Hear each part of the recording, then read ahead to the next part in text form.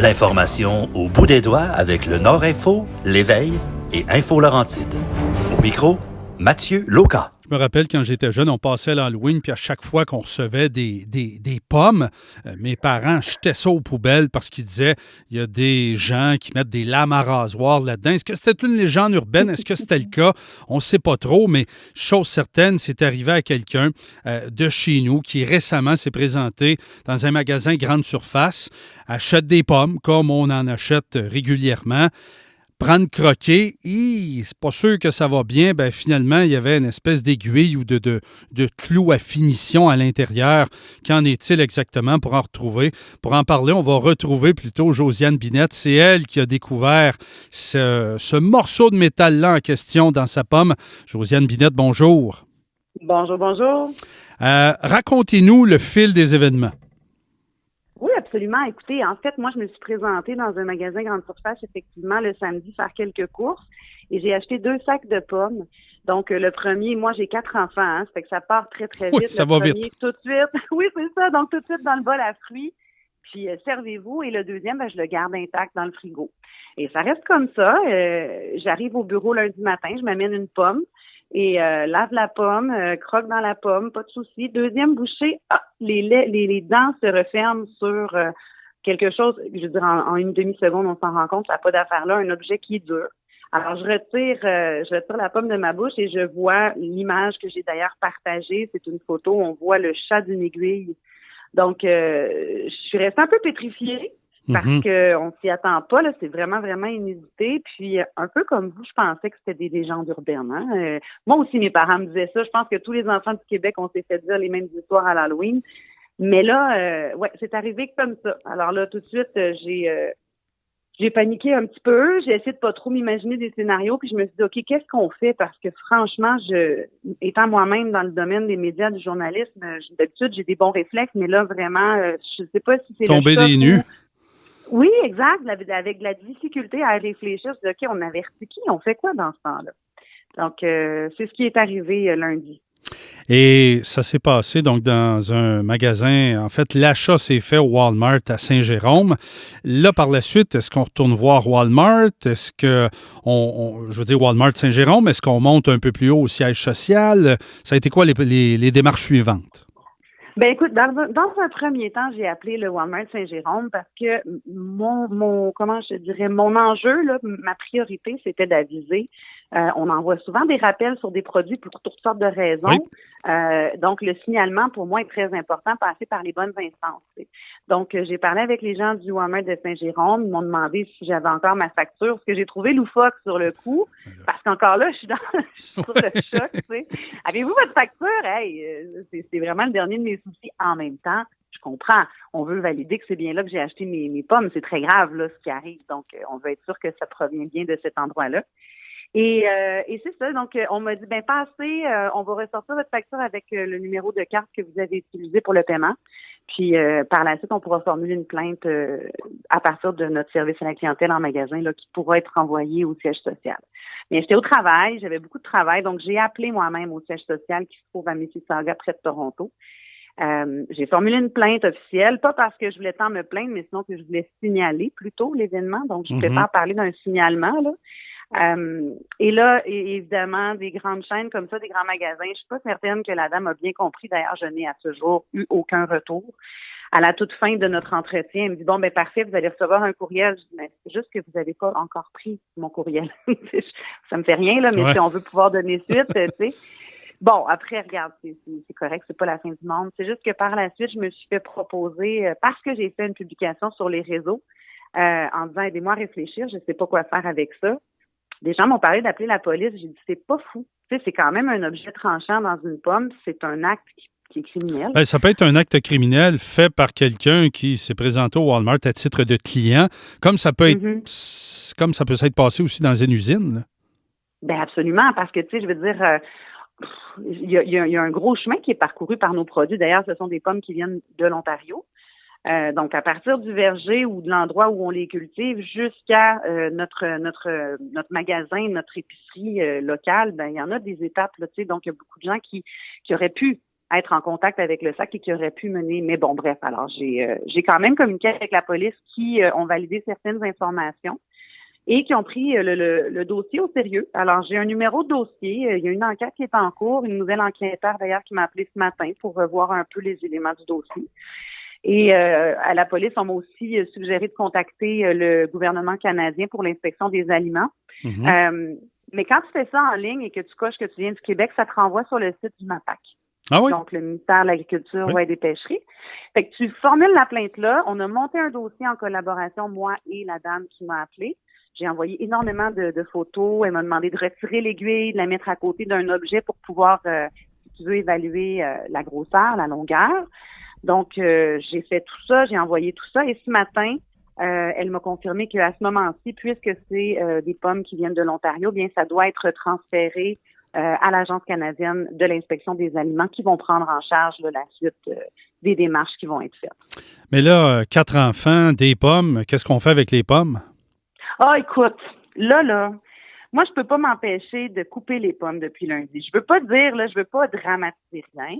Et sûrement que, à travers le temps, je veux dire, c'est la première fois en 37 ans que ça m'arrive. J'ai jamais entendu quelqu'un à qui c'est arrivé pour vrai, quoique je sais qu'il y a certains événements qui se sont avérés au fil des dernières décennies, mettons. Mais c'est tellement rare. Fait que j'ai gardé les pommes. Et c'est ce que j'ai spécifié à la policière. Je dis, écoutez, je vais les conserver. C'est juste que je les coupe maintenant. J'ai un outil qui fait qu'en un seul coup, on enlève le cœur et ça coupe en quartier. Donc, c'est certain que j'ai mis des pommes dans le lunch de mes enfants cette semaine, mais coupées en quartier arrosées de jus de citron. Oui, pour l'instant, je mange pour pas que ça noircisse. Oui, exactement. Sinon, les enfants ne le mangeront pas. Fait que je veux pas gaspiller. Puis franchement, je veux pas, en anglais, je dirais overreact. Oui. Je veux pas non plus virer complètement dingue avec les pommes. C'est arrivé une fois. Mais j'avoue que oui, pour l'instant, je les coupe. Je ne sais pas pour combien de temps. On est en compagnie de Josiane Binette. Elle est mère de famille. Elle est aussi journaliste de carrière qui a acheté des pommes chez Walmart à Saint-Jérôme et qui avait une aiguille à l'intérieur. Vous avez utilisé, vous l'avez dit tantôt, les médias sociaux. Bon, évidemment, je veux dire, je ne sais pas, moi, on met un plant de tomates sur les médias sociaux. On a 250 réactions. Tu sais, ça bouge beaucoup, mais lorsqu'on sort un peu de l'ordinaire, la critique arrive vite. Est-ce que vous en avez eu de ce genre de commentaires-là, de gens que vous ne connaissez pas, qui ont soit planté le gouvernement, planté Walmart, ou carrément vous ont visé vous en disant, ben voyons donc, qu'est-ce que t'as à te plaindre d'envie? Oui. Mais honnêtement, au début, j'ai pas réfléchi avant de publier. Tu sais, comme on parlait, j'étais sous le choc, j'étais un peu à l'envers, là, un peu beaucoup à l'envers. Donc, j'ai pas vraiment réfléchi aux impacts d'une publication comme celle-là. Et rapidement, ça a été, une fois qu'on publie sur les réseaux sociaux, la publication, bien qu'on en soit l'auteur, elle ne nous appartient plus. Donc, ça a été partagé des centaines de fois. Et c'est pas une mauvaise chose, hein, parce que appel à la vigilance. Moi, c'est ce que je disais. C'est un appel à la vigilance. Je ne vise pas. D'ailleurs, je l'inscris dans la publication. J'ai aucune façon de savoir si ça vient de Walmart ou si ça vient du producteur. Donc, il faut faire attention. Ce sont des accusations qui sont graves. Mais les gens ne pèsent pas, en tout cas, pas tous les gens, mais une grande majorité de ce que j'ai lu, les gens pèsent pas l'importance de tenir de tel ou de tel propos. C'est comme si, puis on en parle souvent, c'est comme si quand on est derrière un clavier, on se déresponsabilise de l'impact des propos qu'on va publier. Puis, il y a beaucoup de gens qui, et là, je le prends personnel et j'essaie de ne pas le faire parce que ce sont des gens qui ne me connaissent pas. Ouais. Mais quand même, tu sais, souvent, ça pourrait même être elle qui l'a mis là-dedans. Voyons donc. Et c'est tellement inusité. Ah oui, il y a des gens qui ont juste qu'à été dire ça. Absolument. Pour faire une coupe de piastres ou avec beaucoup de classe. Là, tu sais, ça peut être oui, n'importe qui peut l'avoir mis dedans, même celle qui dit l'avoir trouvé, des choses comme ça. Puis au début, je répondais cordialement, mais pour dire non, c'est à moi que c'est arrivé. Puis c'est pas une question de sous. D'ailleurs, j'ai aucune procédure légale que je compte entreprendre. Là, franchement, j'ai pas le temps, j'ai pas l'argent pour ça. Ça coûte cher. Là, puis franchement, pour aller chercher quoi? Parce que comment prouveront-on? C'est que non, pour 22 piastres à la fin qui va rester après les avocats. C'est franchement. Ben oui. Mais oui, des gens qui... on est rendu cynique, je pense, en tant que société. Puis sur les réseaux, c'est exacerbé, ça, par la déresponsabilisation. Fait que 1+1...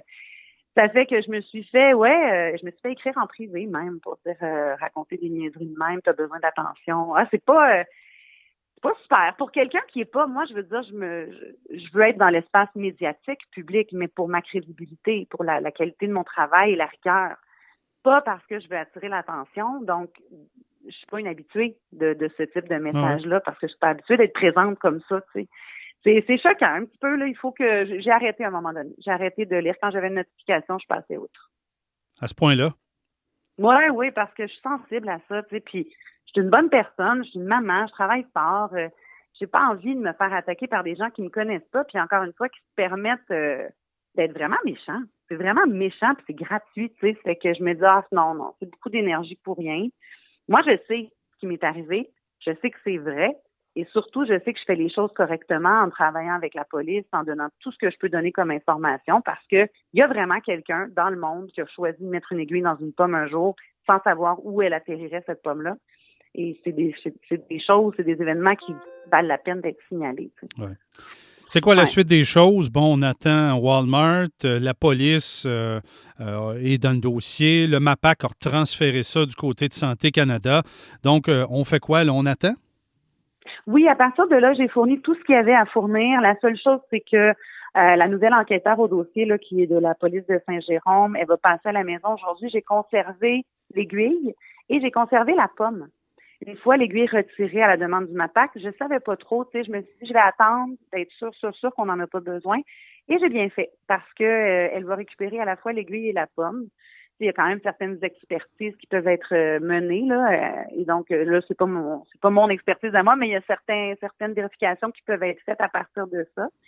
Mais après ça, j'ai l'impression, là, comme me disait l'agente du MAPAC, elle dit une fois que c'est transféré au fédéral, ça peut prendre plusieurs mois. Là. Oh, ça c'est sûr. Ouais, puis tu sais, elle me dit c'est par palier, hein. Elle dit donc c'est très rare qu'on a un complément d'information substantielle. On va souvent nous envoyer une notification comme quoi la plainte a été traitée, mais à moins de faire une demande exhaustive, il n'y aura peut-être pas d'autres suivis qui vont être faits. Là. Ouais. Autrement dit, je retiens pas mon souffle. Je continue ma vie, je coupe mes pommes.